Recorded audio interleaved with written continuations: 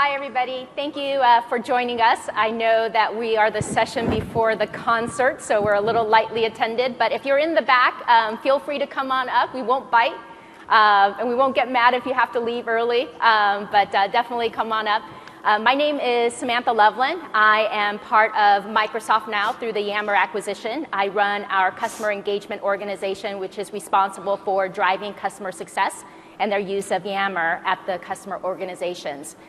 Today, we have a wonderful team of panelists here for designing and building your Yammer community.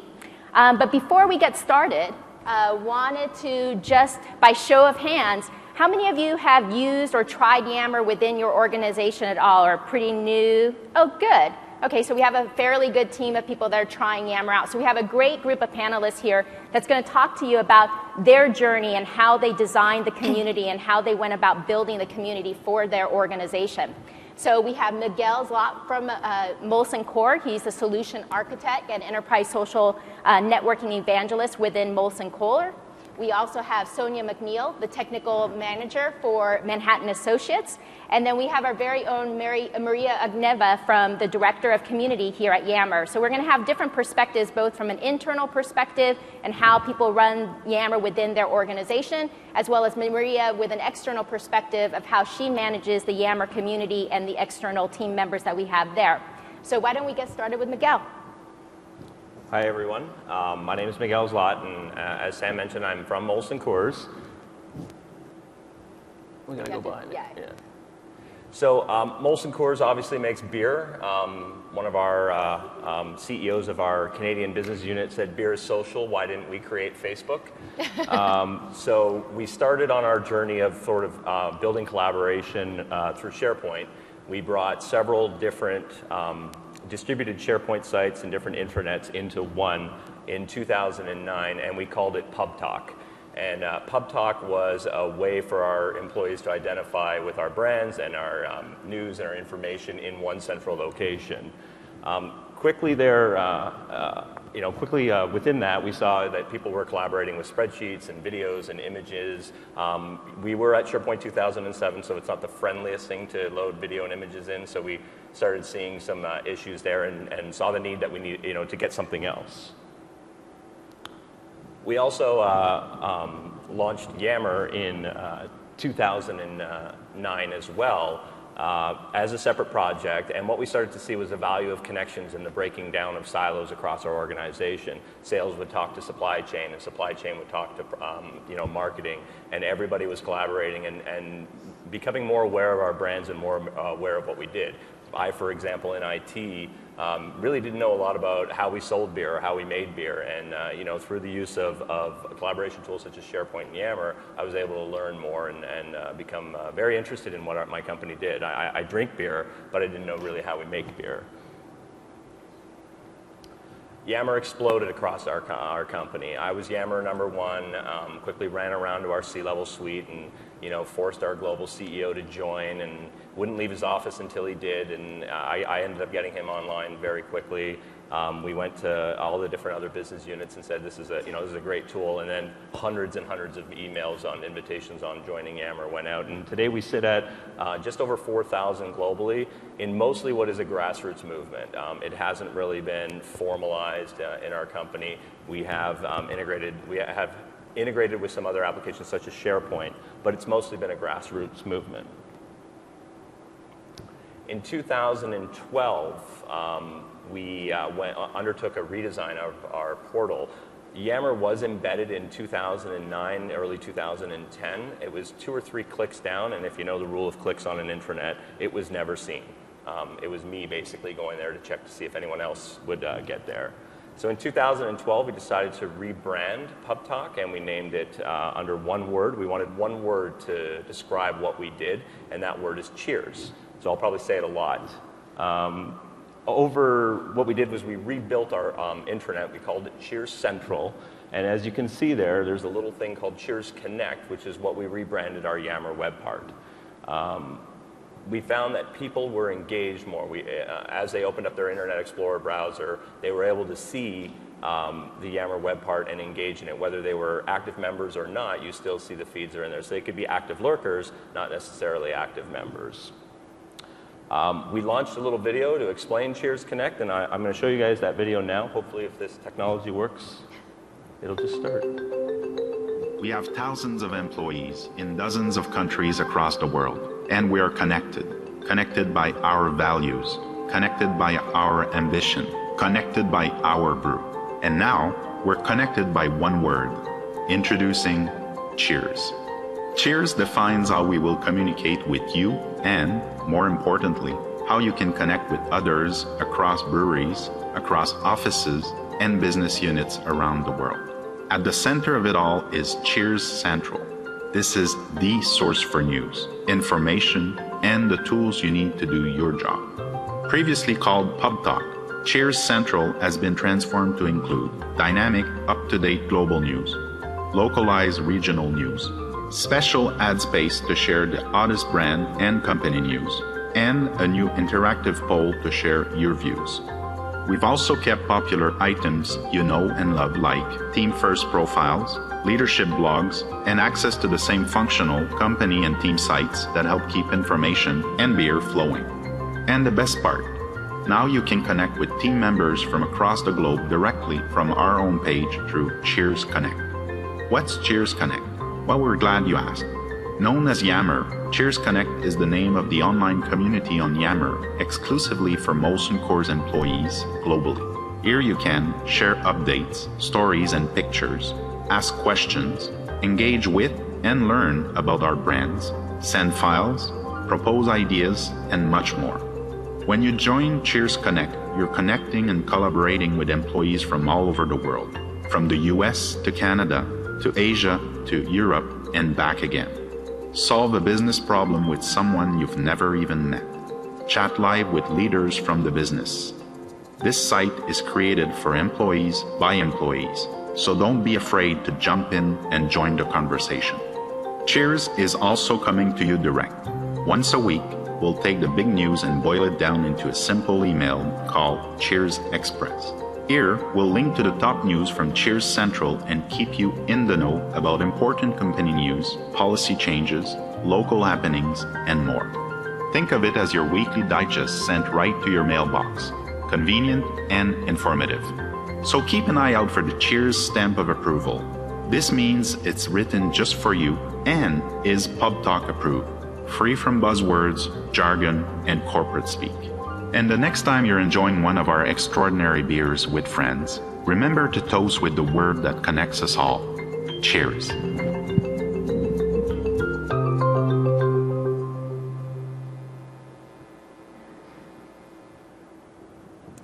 When we put the two together, SharePoint and Yammer, we got a lot more engagement within Yammer.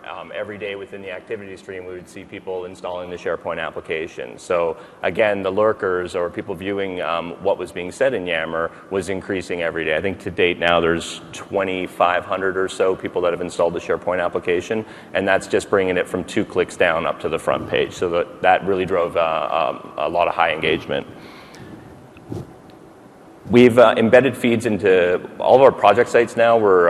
We'll build external communities or external networks for project sites to be able to collaborate with our different business partners and different companies that we have out there like SAP or HP.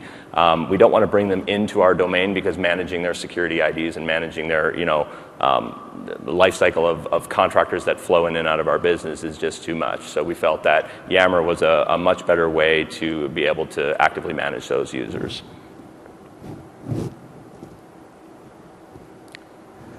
The reason why we actually became a Yammer enterprise client was the ability to create these external networks. And the main network that we have, it's called Club Molson Coors Canada. It's built for our Canadian business unit, and what it does is it bridges all of our employees across Canada to become better brand champions. And when they're out in the field using their mobile devices or they're at a bar, they can post on Yammer if there's a problem with glassware or if there's an out of stock situation at a licensee or a place where you would buy some beer. One example was a user posted a picture of a broken case in a retail outlet, and that quickly went through the chain, and it was discovered that we had a glue issue with our packaging line, and it was quickly resolved all through Yammer, all basically in real time. So it was solving real-world business problems for us.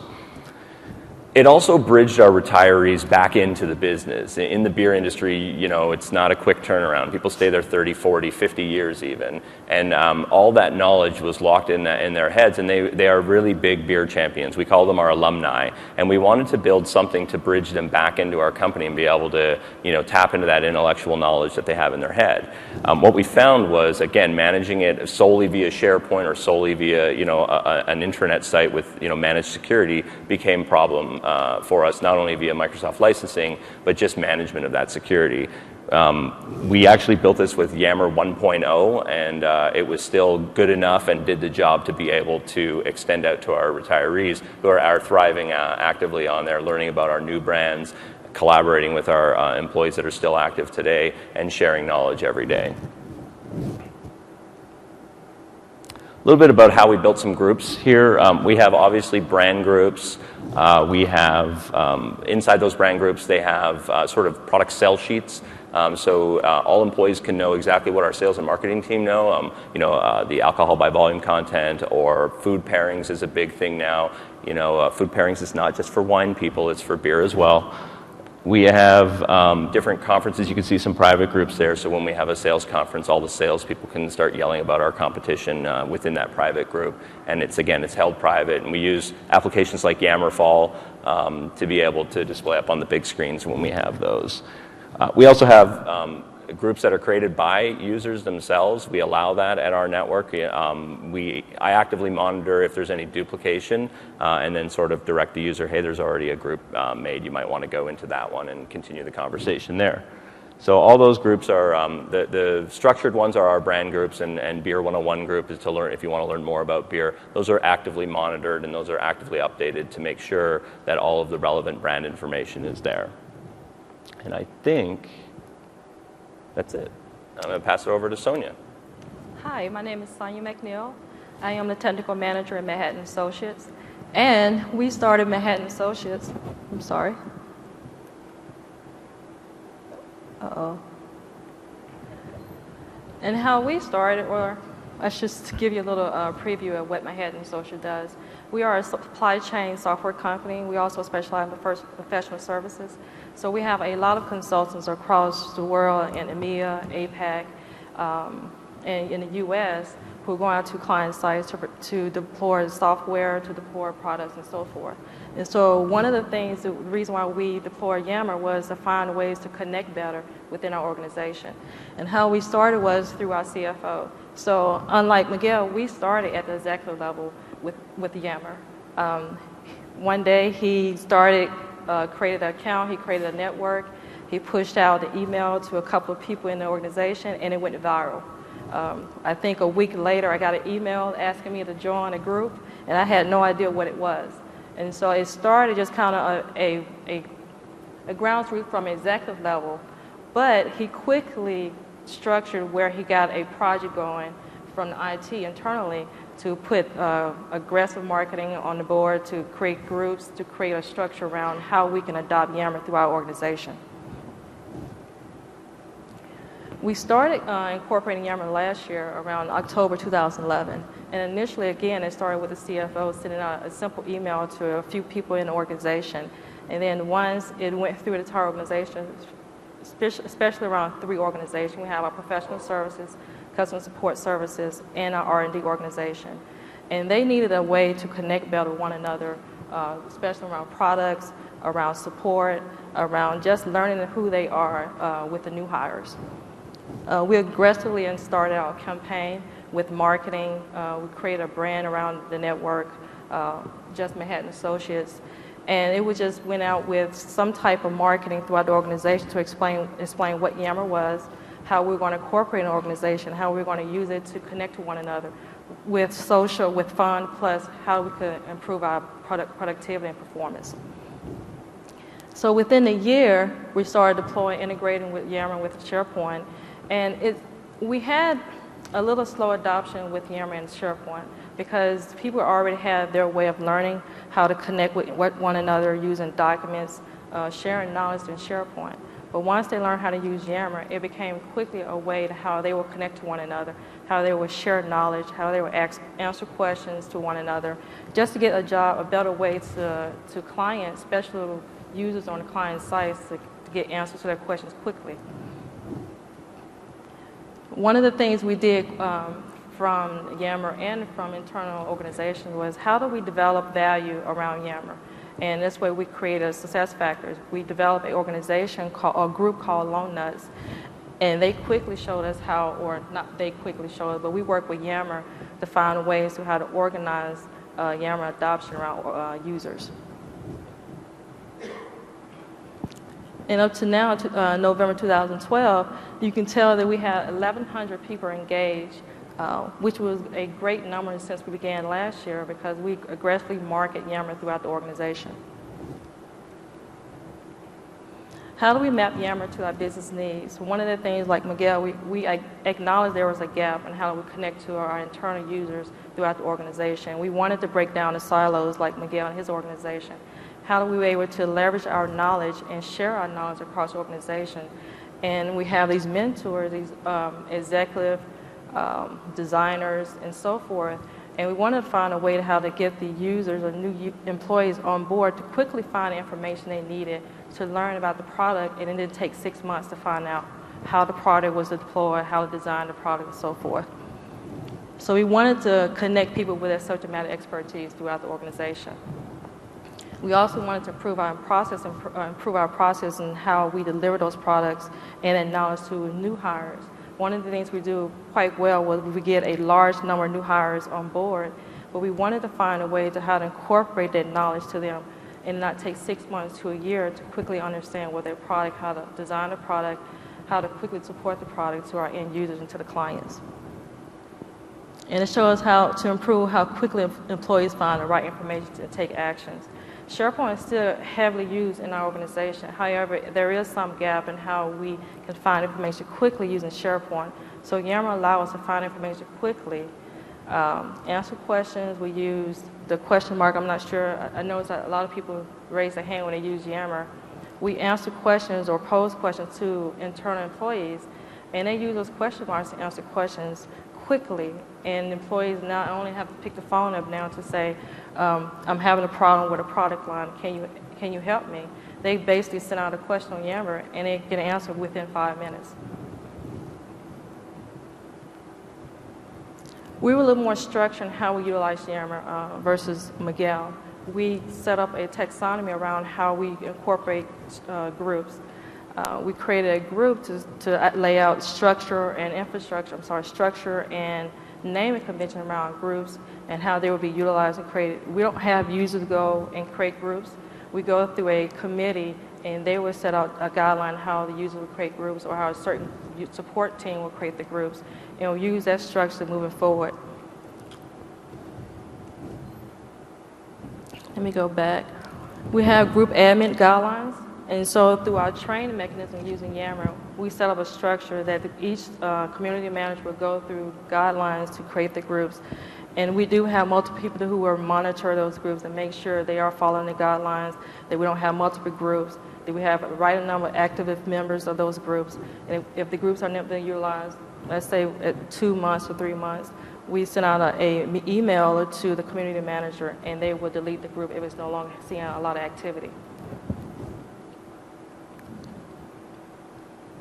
Collaborations is a company-wide mission that we have at Manhattan. We start out around creating the groups around product line, and then we started creating groups around support. We wanted to find a better way to how do we support, once those products are creating the groups, well, how can our other support groups like customer service units can support those users in the product line. So they created multiple support groups like a Scale product. We have a product group called Scale, but then once the product is deployed to clients, well, it goes to our support groups. And so the customer CSO will get those product lines and they will get those information when they go to the support mechanism. Lone Nuts. Lone Nuts was a cute name that our CFO created to help us manage the adoption, manage the marketing, manage the taxonomy, manage a lot of the things that we have our structure around the Yammer group through our Lone Nuts committee. We have 2 committee groups, one in the U.S. and one in India. They are extremely committed individuals. These individuals are selected usually by volunteers or through their management team. They will volunteer them to be a part of the Lone Nuts committee member. And we meet every 2 weeks, and we would just kind of go through success factors, outstanding issues, what are we looking for, our next move, how can we increase adoption. We kind of reached a plateau right now, and so I think is to increase training, how do we increase this knowledge through our new hires. So those are the things that the Lone Nuts kind of take on responsibility from within an organization. Getting leadership on board. Since we have the C-level who really initiated Yammer in our organization, it really wasn't a difficult task on our behalf. But in order to keep them engaged, to keep them a part of this great solution within the organization, we have to be able to measure success of Yammer. And so one of the things we wanted to make sure we had success factors. How can we measure the business value of Yammer? Wanted to make sure that people are using the product, how many people are answering questions or asking questions, how many are answering the questions, are they the right questions for the users, are they helping them resolve questions or solving problems while they're on client site. So those are things that we try to measure to make sure that Yammer is showing value within the organization. Lone Nuts was an important factor to keep Yammer highly invested in the organization, highly adopted in the organization. And so we want to make sure that we keep those users, ensure they keep using it. It's through training, it's also through communications, through marketing. We have the Yammer Fridays to make sure that we have the new hires come on board, make sure they understand what Yammer is. When they start on first day, during orientation, they go through a Yammer training process, along with our other solutions and tools they get familiar with. Measuring success. This is one of the things we have to make sure that Yammer provides value to the business and then we keep it going. Unlike SharePoint, we didn't have as much structure, much adoption like we have with Yammer. Yammer quickly became a viral tool for the end users. They now see it as a fun thing to have, but also see a way to increase their performance and productivity by using Yammer because they stay connected. We don't have to force them to remain connected. They stay connected because they want to remain connected because they're giving the answers to their questions. So we have 3 things that we measure. Our employees are finding the answers that's most important to them. Like, for instance, one of the questions I found, success story, is how can I implement this product on a client site? What are some of the things that I should be familiar with, some of the things I should watch out for? And so when he posed this question, we had several design leads who were responsive to those questions, and now he has a plethora of information once he gets on the client site, and he's already prepared. Social collaboration is saving our employees time. Again, allow us to get those questions answered as quickly as possible. It doesn't take someone to pick up the phone anymore. It doesn't take them down 5 or 10 email chains to get the information. They can go straight to Yammer and do a search, and they are going to already find those questions that's already been answered by other employees who provide good information by design leads or by mentors. The third is social collaboration is making our employees' job easier and faster. That's another success factor we measure. We want to make sure that Yammer is just not another tool in the organization. We want to make sure they're actually answering or providing the answers that the users are looking for. It's also making them perform better. And they're enjoying what they're doing. There's a lot of users who go around and they have the Yammer t-shirts now on Fridays, making sure that they keep the adoption up. They go to their employees, go to their manager, and they find out, how can I use Yammer? How can I use Yammer to help me do my job better? Our network has grown within 12 months since we first laid eyes on Yammer last year. Since the last time we measured the network growth, I think this was last month, we have grown, engaged 1,100 users to use Yammer. Our network of employees, about 2,400 total members that are using Yammer. This is one of the products, I can really tell you, this is one of the products that I can see high activity using Yammer compared to our other products. And it's not a forced adoption. They love Yammer. These are certain tools that we use for Yammer. You can tell that the web is our highest platform that they access to Yammer, as well as we have SharePoint integration with Yammer. There's still a low adoption using the web parts in SharePoint. The users that go to the website to use Yammer. But we have deployed, I think, about 33 integrations on 33 sites on SharePoint, and it's growing because there are some business units who see the value of having these Yammer web parts integrated to the product sites like Miguel talked about. Also our product sites with R&D and solutions that have these Yammer web parts involved. We have a few users who use a desktop client with Yammer, and then we also use our smartphones for the consultants who's on a client site to use Yammer. A few of our power tips from users. Before, it was harder to find answers to questions. There was also, we didn't know quite who to ask about an issue. When we have a problem with a product or implementation of a product, it took a while to find out, how to resolve those problems, how to get the answers, and make sure those are the right answers for the question that's being asked. How to share those links without going to email. Sometimes you have those, we get saturated with email on a day-to-day basis. And so sometimes users will get these emails and they fail to go back to those Outlook to find out, okay, well, my question answered through 50 email threads before I went into the client site. So it was kind of tough, especially for our consultants, to get those answers the way they wanted, when they needed them. And so that's why using Yammer gained access to experts very quickly. We have about 300 new hires on an annual basis. And so one of the gaps we found is that how can we quickly get those new hires up to speed on a product line so they can get on the client site as quickly as possible. So having access to those experts was a tremendous a success for us with using Yammer.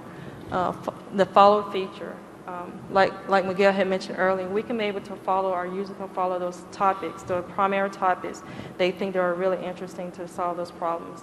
We use the question feature, the topic feature, of course the follow feature to make sure that you're following the key questions, the key answers by the highest active members.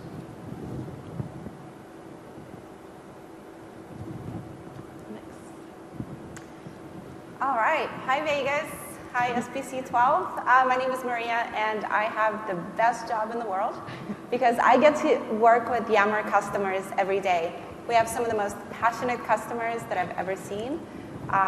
True story, there have been flash mobs created about Yammer. There are cupcakes baked on a weekly basis. So my job is really easy in that our customers have this incredible passion and they work together and they really believe in transforming their organizations, and that's what they do every single day. At the same time, our community strategy is there to help tease out this passion so that customers can work together to solve problems. So why communities? Why are they important? Taking a quick step back to yesterday, Adam Pisoni in the keynote yesterday morning talked about the change that's happening in the world. The business world today is not what it used to be 10 years ago. And we keep using the same tools to solve the problems of today. Businesses need to be far more agile and adaptable in order to deal with innovation. Innovations are happening much, much faster today than ever before to really respond to market conditions and serve their customers the way that they expect to be serviced. Social has changed the way that we interact with each other as individuals and as consumers, and they expect the same from us as businesses. So instead of scrambling, it is upon us to become adaptable so that we can deliver what we need to deliver to the market. And communities, in my opinion, are really what social enables, right? You don't do social for the sake of being social.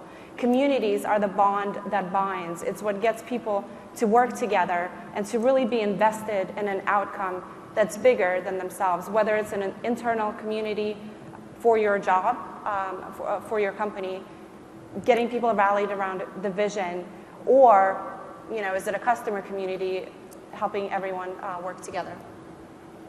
So how do communities help businesses thrive?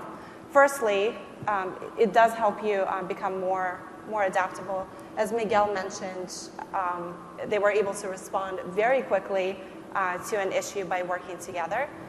We have another customer, Westfield Australia, who noticed that there was an issue with the gift cards that they produced, their shopping center network. And they were able to very quickly turn around a solution within a matter of hours.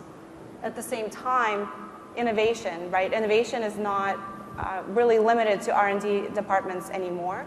It's really the everyday innovation. When something is not working, when the process is broken, each employee is empowered to find a solution and to work with people across the organization and outside of the organization to solve it. Employee engagement and customer engagement, huge. 71% of employees are not engaged in their jobs per Gallup research. And that's a huge missed opportunity because, as we all know, engaged employees produce more, and companies where engaged employees work actually return higher returns than on average in the stock market. And finally, best practices exchange in our customer network, which is actually what I'm going to focus most of the discussion on today. That's where customers come together to find solutions to issues that they're dealing with. One brain is good, 2 brains are better, but 5,000 brains are infinitely much more effective. So how do we, what is our community strategy at Yammer? What does it look like? We bucketize them in basically 2 large buckets. Some of our communities are evergreen. They're the sustainable conversations that live on outside of any particular project. We have our employee community. We have the Microsoft employee community now with 90,000 of our closest friends. And we also have short-term communities that come together for a particular purpose. For example, 2 weeks ago, we gave our first conference, and we created an online community to augment the physical connections that people created during the conference.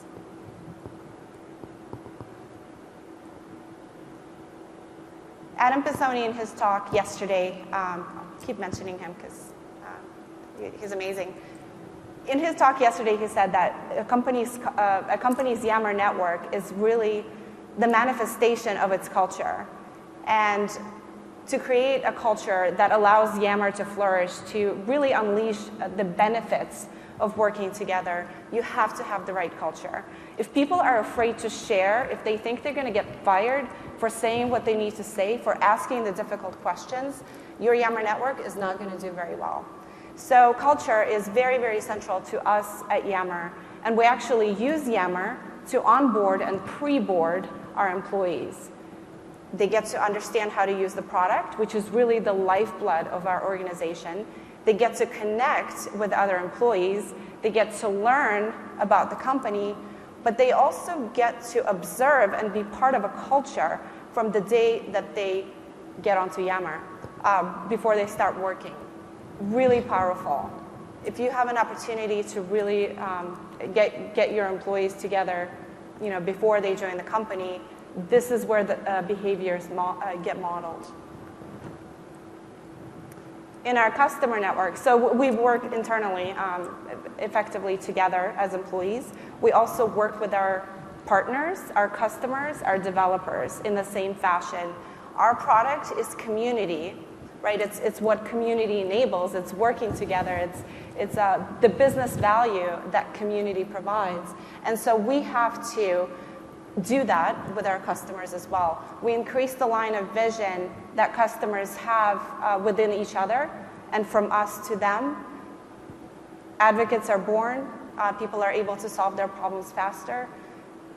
Yammer advocates in their organizations can oftentimes feel very lonely because they're changing the way that things have been done for the past decades. You know, some companies have done things a certain way for many, many years. It can be a very lonely job, but by bringing all of our customers together, it feels a little bit less lonely. We believe in extending online and offline experiences for our customers.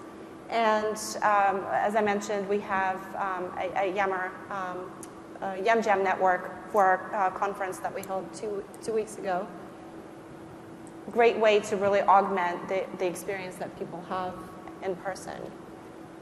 So what is a community manager? One of my friends, who is also a community manager, said this: community managers are like Pokemon. Everybody wants one, no one knows what it is. And so the community manager is this person that sprinkles pixie dust, and the communities just work. You gotta have a community manager. I'm biased, but I strongly believe that for a network to be successful, you have to have that one person who is ultimately responsible for it. How many business projects have you launched without a point of contact who is responsible? Not that many. Communities are the same. A good community manager knows how to connect people, get them to talk about issues, direct conversations, you know, when they're positive or negative, into a productive outcome. A community manager will also pioneer use cases. Different companies use Yammer in different ways. What works for company A does not work for company B necessarily. This is the person that has the deep understanding of the fabric of the organization, of its culture, of its organizational structure, and how a tool like Yammer will be productive and most effective in the organization. A community manager oftentimes sparks conversations. Conversations happen on their own. So we have this steady state, you know, of conversations, collaborating on projects, collaborating on educational materials that our pioneers actually give to their networks. At the same time, we're very cognizant about making sure that engagement stays up and giving it spikes. So every month, we have an online chat that we call Yam Jam. Actually, our customers coined this term. And it's an opportunity for people to come together around a particular topic of expertise. It's a great way to highlight the expertise that already resides in our customer networks and to draw more people into the conversation than normally would join. One big thing that I learned through this job is that for people to come together to solve the really big, hairy, audacious goals, you can't ask them to do that from day one. Make it easy for people to get to know each other and to start sharing. For example, if I ask people, you know, what is the business value that you are capturing with Yammer? They wouldn't necessarily want to answer if they don't know the other people in the network, if they haven't gotten to know them, if there isn't that amount of trust between the members. Earlier on in a session, somebody talked about tacit knowledge. There has to be trust to get the knowledge out of people's heads and onto Yammer and onto a place where people can see, because people are not necessarily going to just share everything they know. So make sure that you're doing a fair bit of icebreakers, that you're asking people to get comfortable with each other, and then you can elevate the conversation. Because if you have a new network and you ask people, you know, the really big questions, they're not necessarily going to share because they're going to want to suss it out a little bit more. So where do you start? Just like with every business initiative, you have to answer the W questions. Whom is this network going to serve? Is it a customer network? What kind of customer? At what point does it become interesting for our customers to talk each other? What can they do together that they can't do alone or by talking directly to us as a vendor? Where are these communities going to live? How do people get into them? If it's a customer network, you have to have a process to vet people to get in, and also how do people leave, for example, when they're no longer a customer. Thinking through these processes will help you have a healthy community where people are engaged on a topic.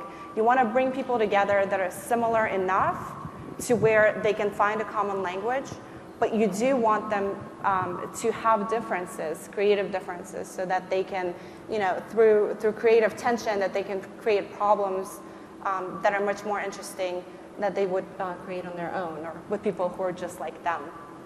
And why? Why do you want this community? The worst reason to have a customer community or an employee community is because everyone is doing it. You have to do some soul searching and understand what it is that you're trying to achieve, and that will help you also map your success metrics against your goal.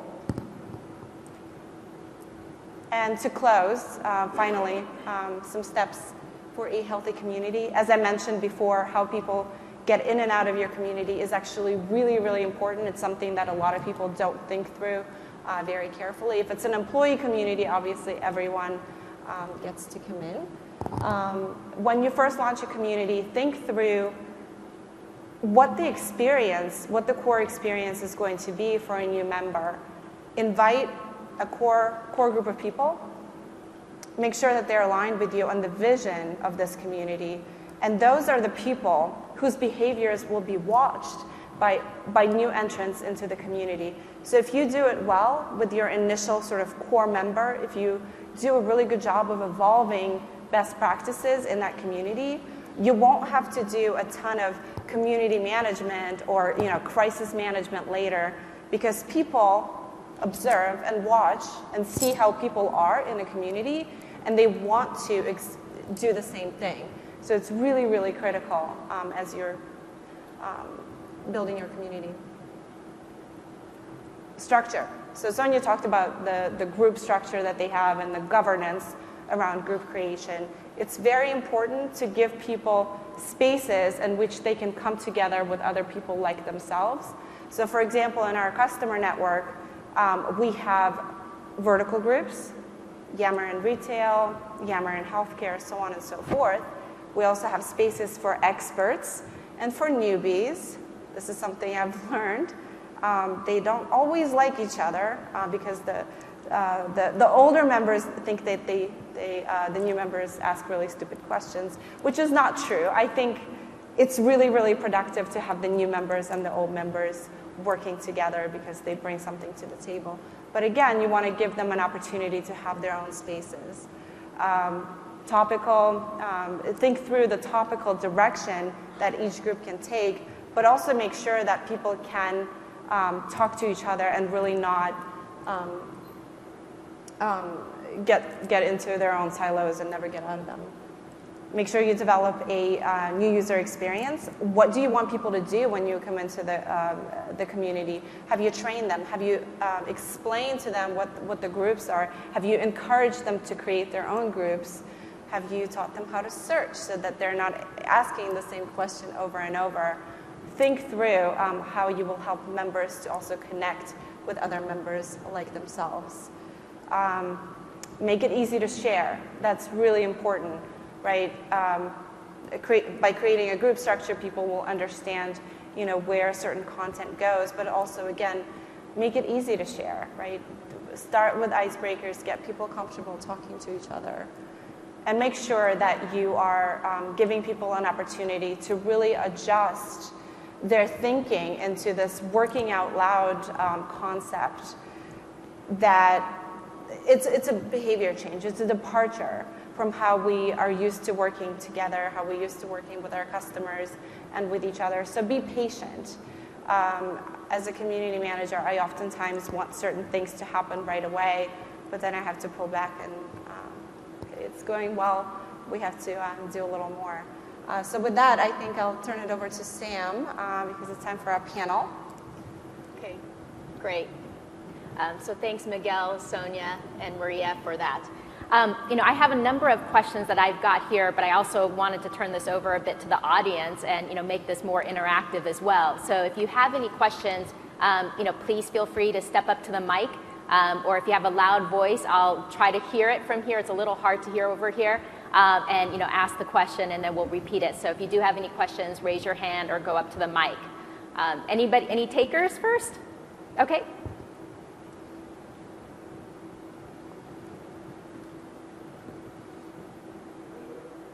Okay. Okay. Or is there something I need to push here? It should be on. Hello? There we go. This is better. So between cores, which had something like 2,800 people, and Manhattan, which had something like 1,800 people, what does that represent as a percentage of your total employee population? Can we turn the mic up a bit? It's very difficult to hear. So I think I heard like what percentage of the number of users does it represent on their network? And this was specific to Sonia? Right. So to cores, you had something like 4,000 people, and Manhattan, you had something like 1,800 people. Now, is that 10% of your total employee population, 200% of 100%? So what does the 4,000 represent? Is it 4,000 out of 80,000 employees? What's that number represent? Right. In the case of Manhattan, what number of users are engaged? What does that represent out of your total population at Manhattan? So we have, I believe, 2,500 employees. And so we have about 95% of those employees engaged in Yammer. Now, three of the main organizations are what I call them revenue organizations: are professional services, customer support services, as well as R&D. Those are the main drivers around Yammer because they are dealing with our customer-facing products and they going on client sites. So given that 90% of employees are engaged in Yammer, the three main organizations are the ones we really try to push business value using Yammer. For us, the 4,000 represents out of 6,500 knowledge-based workers right now. We're integrating a Central European business unit as well, so that number will go up. So we're not all the way there, but again, it's primarily a grassroots movement in our company. Question in the back? Hello? Okay. Hi. Just a quick question. First was, how did you kind of organizationally approach the idea that people could talk freely in these forums? And I guess secondly, what tactics did you use to rein in the executives from simply, taking all the information and using it for their own purposes? At Molson Coors, what was really great about it is we actually built in a philosophy to our company just before launching our new SharePoint portal and Yammer. It's called Our Brew, and there's a printed guide on everybody's desk at the company which has all our core values and all our core beliefs and how we will work and what we will do to accomplish the goals, and Maria alluded to it. We actually have 4 BHAGs, which are big, hairy, audacious goals, and we everything we do, all of our performance personally and both for the company are measured against these BHAGs. So we actually had it built in, a culture of open and honest two-way communication, and where anybody could, comment or freely say what's on their mind. And Yammer just sort of, brought that out into the electronic world where everybody could see.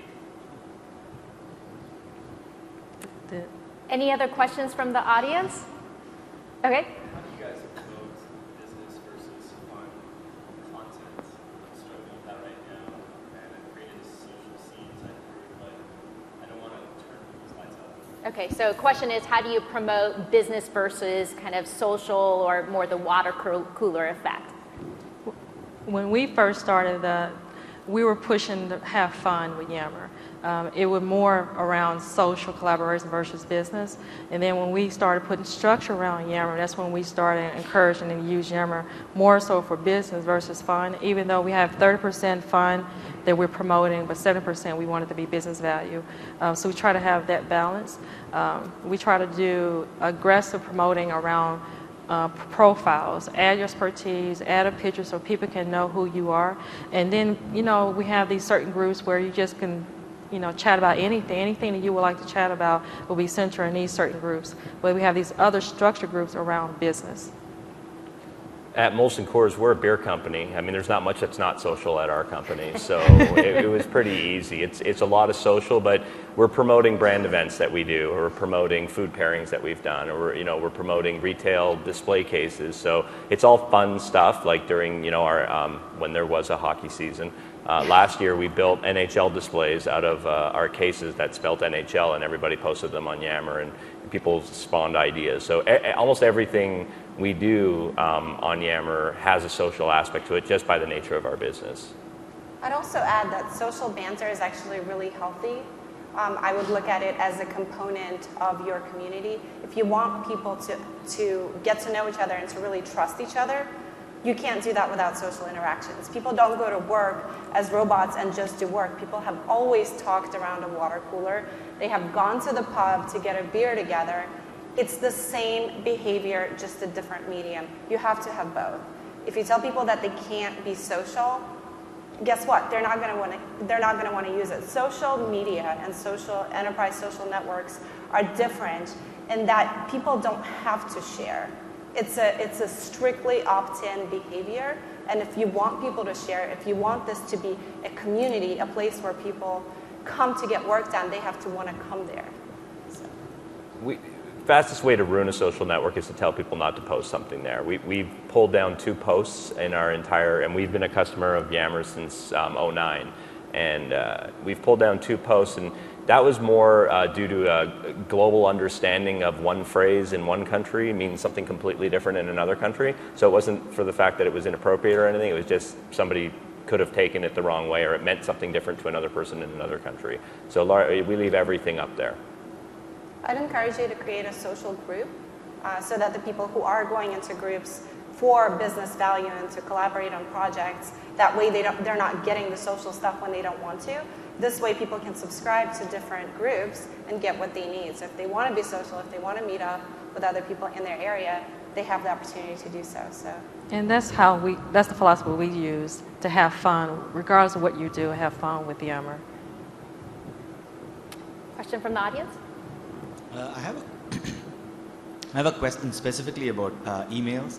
Did you have a lot of distribution groups or emails going on before you used Yammer, and what happened to that after Yammer was adopted? Question. I don't know if everybody heard it, but it had to do with email distribution groups and whether or not the companies up here had a lot of use of email distribution groups prior to Yammer, and what's their existence like today. Do they still exist, or how is it used? Yeah. We actually are trying to find a balance between the two. We do have a lot of our, especially in CSO, customer support units, where they're moving away from using distribution groups to Yammer. And so what we're doing now is monitoring. I think they started a project maybe a couple of months ago for this particular group where they're creating these support groups to mimic the distribution groups. And they're slowly, gearing those users and employees to use Yammer versus those. And so once they get all of them to Yammer, they're going to get rid of the groups. We largely still have the same number, but they're used for different things. Our distribution groups are me to you conversations, right? Actually, it's not even a conversation, it's me to you information. So when our CFO or CEO needs to get information out, it will come from them to everyone. We'll use Yammer when we want to engage in a two-way conversation. So there is a good difference between the two at our company. Any other questions from the audience? I knew you were going to do this, Clark. So what's the and it's open for the both of you actually. The single biggest criteria, I guess, for success, and it doesn't have to be limited to one necessarily, but really just kind of the thing, that the tipping point, or the thing that sort of put your networks over there, your adoption, your rollout over the hump, as it were, to kind of declare success. That's a great question. So I don't know if everybody's able to hear, but what was like the single biggest success criteria in terms of getting usage over that hump, that initial hump? At Molson Coors, the big thing that we found that drove people to really come to it and engage in it was what Maria alluded to, were Yam Jams. We at Molson Coors, again, everything has to be beer related for some reason, so we call them happy hours. And it's where our C-levels will engage with the employees for 1 hour every month and answer anything. We had one recently about quarterly results, and our CFO and his team of financial wizards were typing feverishly on Yammer, answering all these very, very difficult questions about our quarter and how we did and how our business is expanding.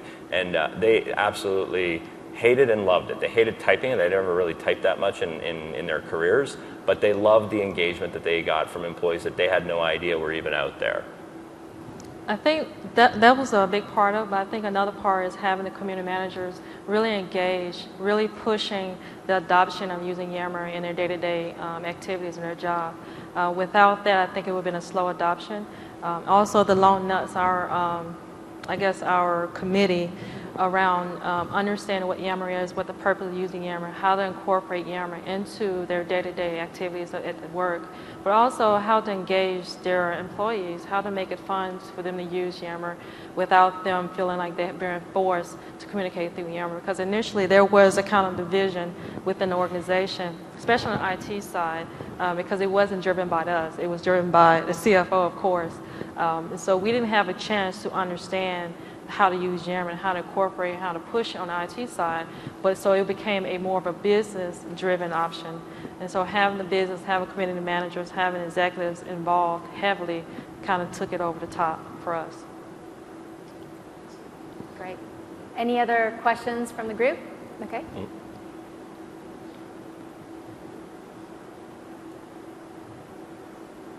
So this hasn't happened yet, but this is a result of an overactive imagination. I spent sleepless nights on it. If you have someone who poses a question, and a fairly technical question, and someone gives the wrong answer, and then someone else comes in and corrects it, and then someone else comes in and corrects the second guy, and it disintegrates into a flame war. Has that happened, or how would you react if it did? So again, the question was, if someone asks a question, but someone responds incorrectly, and then another person responds to correct that person, and then someone else responds differently, how do you, have you, one, encountered that situation, and then two, how did you handle that? We've had the situation before, and we usually let the community managers kind of choose how they direct it. And I don't think anyone kind of responded in a negative way. To kind of encourage them to, this is the correct way, or this is the right answer. And depending on what that answer is, the correct answer was, the number of posts kind of validate that was the correct answer to that question. And they kind of gauge everybody to that correct question or correct answer to the question. But the one who answered incorrectly, they quickly kind of figure out, oh, I thought you meant this. I apologize, but my answer would have been incorrect. Make sure you listen to the other question. Kind of just what we do, in face to face. If we was corrected by someone, it was like, oh, you're right, that is right. Same way we would do it in Yammer. A couple of things. First of all, not every question has the right answer, and that's the world that we live in, right? Things change fast. Certain things go with a process. But certain things don't, and it's all about handling exceptions. And a larger and larger percentage of our work is actually about handling exceptions. So there are a lot of things that don't have a right answer, and the community actually is very good at coming together and creating solutions. If there is a right answer, it's up to the community or the community manager often to figure out who has that source of truth and make sure that person gets engaged. And sometimes if that person is not on Yammer, walk over to the queue, call them up, say, hey, there's a really good question for you on Yammer. Make sure that people are getting engaged and that the people who have the knowledge are able to respond in kind. Just to add one last thing is I look at it from the reverse. It's not so much is the answer right, it's is there information, right? Because when I'm looking for something, I want all the information from all the sources that I can get. And in Yammer, the sources are the employees of the company. It's important to me to, if I'm building a widget, to take a Microsoft term from way back, if I'm building a widget, I want to build the best widget that I can. And I don't really get to see it from all sorts of views. I can't see it, I can see it from IT. So I have a bunch of IT people and I'll build an IT widget. But if I get finance and HR and supply chain and marketing and sales and everybody to collaborate and lend, they're really dumb most of the time, but sometimes insightful ideas or opinions or answers, what I'll do is it'll change my thought process to be able to build that widget even better. And that's the important thing. It's not so much about the answers, it's how I look at what I'm doing. Great. Well, I wanted to... do we have one more? One more. Sorry, I missed it. Okay. You can, if you want, you could just yell it loud to me and I'll try to decide. We have used the Yammer before because we are considering about the security problem. So we actually bought the newsletter and we bought like 1,000 license. I mean currently. But it's kind of like difficult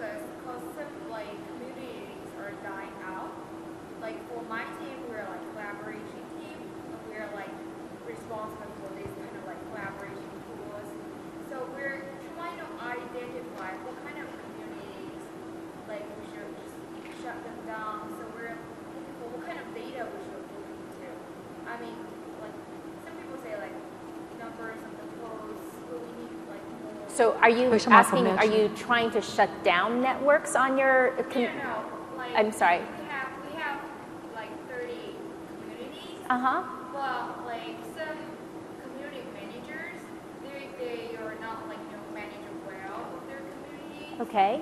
So we're finding ways to identify what kind of communities are good communities. Like, So what kind of metrics would you identify? Okay, so the question is, what kind of metrics would be good criteria to use to say a network or a community is working well?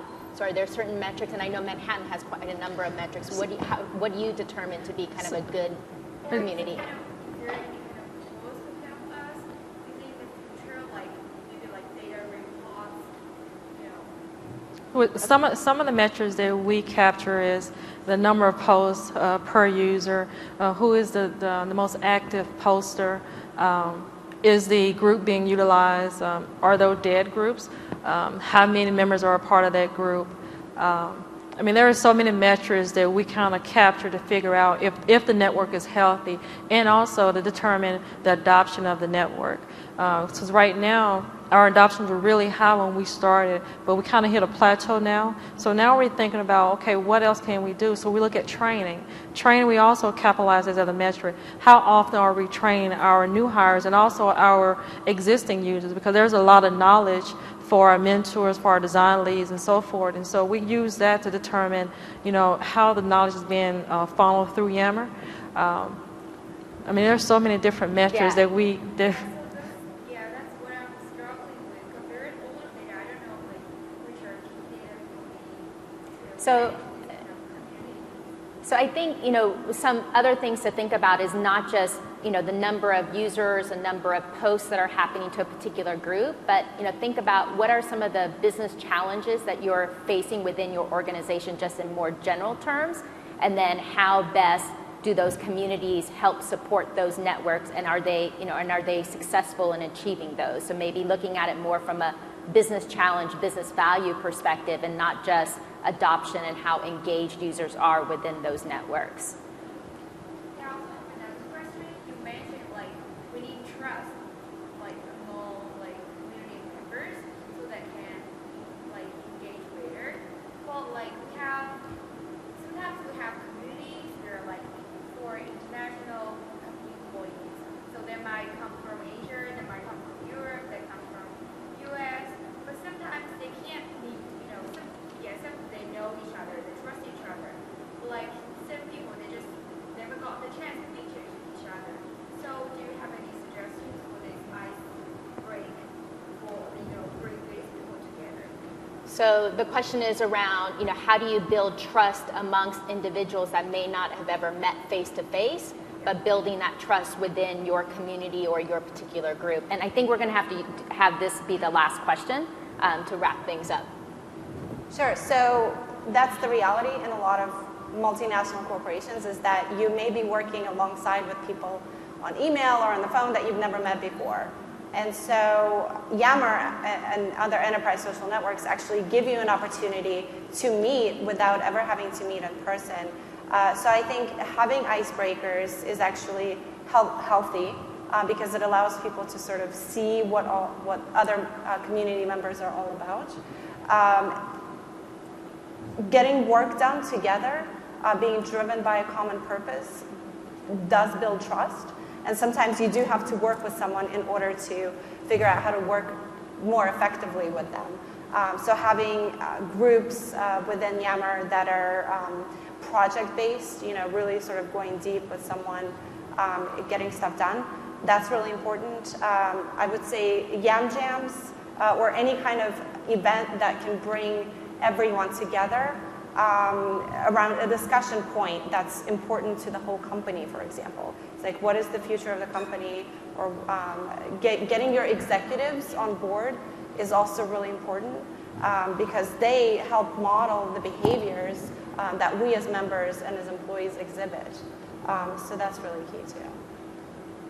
Great. Do you have any other points to add to that? I think those were great. We use marketing heavily, campaigning Yammer throughout the organization to kind of establish. I guess if I was the manager and I want my employees to use Yammer, I'm campaigning through my employees. I'm talking to them, utilize Yammer, to talk on key points, to collaborate on those key points.